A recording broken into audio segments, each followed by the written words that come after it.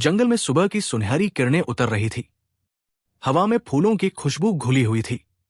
एक शांत तालाब के किनारे एक छोटा सा कछुआ रहता था, जिसका नाम था टोबी। टोबी जंगल का सबसे धीमा प्राणी था। जब बाकी सब जानवर दौड़ते, कूदते या उड़ते थे, टोबी धीरे धीरे हर कदम सोच समझ कर रखता था। खरगोश, तोता और गिलहरी अक्सर उसका मजाक उड़ाते। खरगोश हंसते हुए कहता, अरे टोबी, तू तो सुबह निकलेगा और शाम तक बस एक पेड़ तक ही पहुंचेगा। टोबी मुस्कुराकर कहता, धीमा चलना कोई बुराई नहीं है, मुझे हर चीज का मजा लेना पसंद है।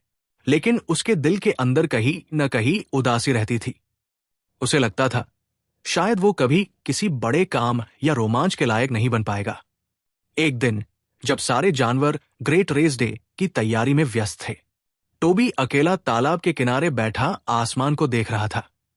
बादल तेजी से आगे बढ़ रहे थे, जैसे समय खुद दौड़ रहा हो। उसने अपने प्रतिबिंब को पानी में देखा और कहा, काश मैं भी समय के साथ चल पाता। रात को पूरा जंगल सो गया था, लेकिन टोबी ने तालाब के उस पार से एक अजीब सी चमक देखी। वो रोशनी जंगल के पुराने हिस्से से आ रही थी, जहां कोई जानवर जाने की हिम्मत नहीं करता था। जिज्ञासा में टोबी धीरे धीरे वहां पहुंचा। पेड़ों के बीच एक सुनहरी रेत घड़ी, गोल्डन आरग्लास, चमक रही थी। उसके अंदर की रेत अपने आप घूम रही थी, मानो उसमें जीवन हो। टोबी ने सावधानी से उसे छू लिया। जैसे ही उसका स्पर्श हुआ, तेज रोशनी का विस्फोट हुआ।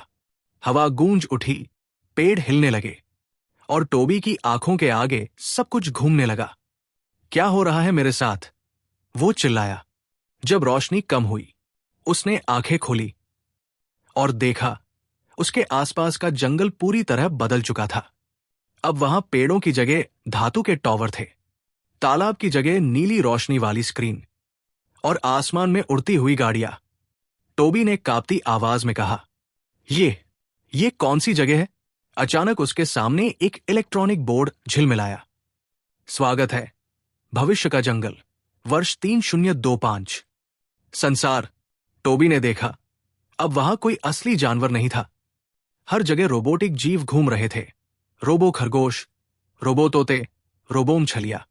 तभी एक धातु का उल्लू उसके पास आया और बोला, पहचान बताओ, जीव प्रजाति अज्ञात। टोबी घबराया। मैं टोबी हूं। कछुआ। उल्लू ने अपने डिजिटल नेत्र चमकाए। कछुआ, विलुप्त प्रजाति, अंतिम बार 500 वर्ष पूर्व देखी गई। टोबी के पैरों तले जमीन खिसक गई। मतलब हम सब खत्म हो गए? उसने चारों ओर देखा।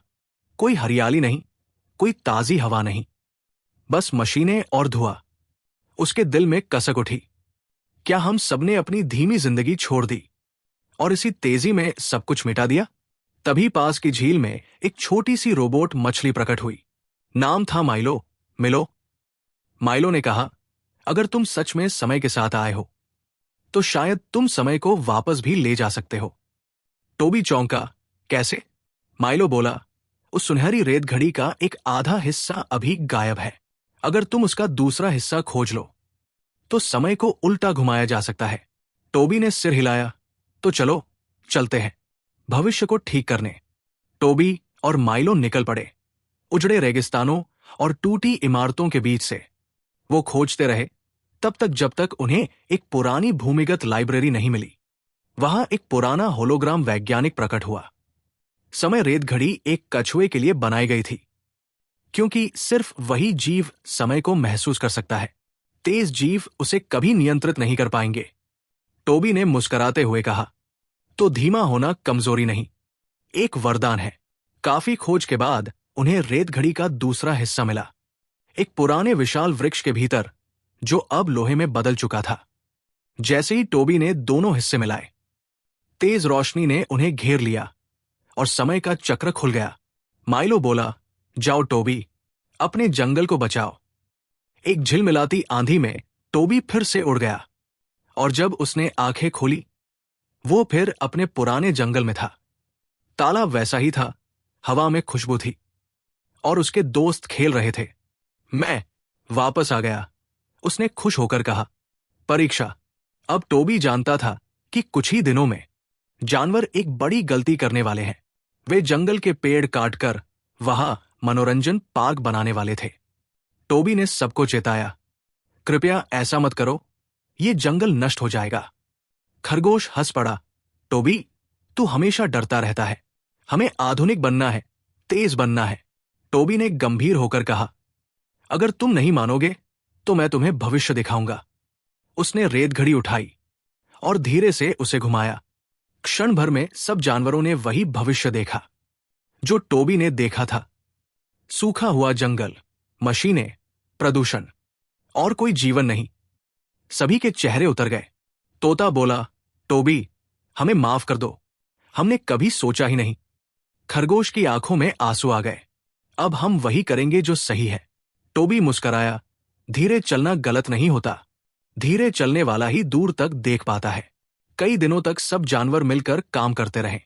पेड़ लगाए गए, तालाब साफ किया गया और पूरा जंगल फिर से हरा भरा हो उठा।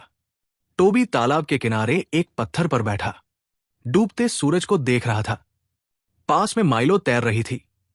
अब वो एक असली मछली के साथ खेल रही थी। खरगोश बोला, टोबी, तू हमारा नायक है। टोबी मुस्कराया, नायक वो नहीं जो समय से तेज भागे, बल्कि वह जो समय को समझे। उसने रेत घड़ी को धीरे से मिट्टी पर रखा। अब वो शांत थी, जैसे समय और जीवन में संतुलन आ गया हो। टोबी ने आसमान की ओर देखा और कहा, समय को नियंत्रित करने की नहीं, सम्मान देने की जरूरत होती है। हवा में पत्ते हिलने लगे और पूरा जंगल मानो कह रहा था, धन्यवाद टोबी। उस रात आसमान में तारे चमक उठे और समय ने फिर से मुस्कुराना सीख लिया। कहानी, धीमा होना कमजोरी नहीं, जागरूकता है। जब दुनिया बहुत तेज भागने लगे, तभी कोई धीमा जीव ही समय और प्रकृति को बचा सकता है।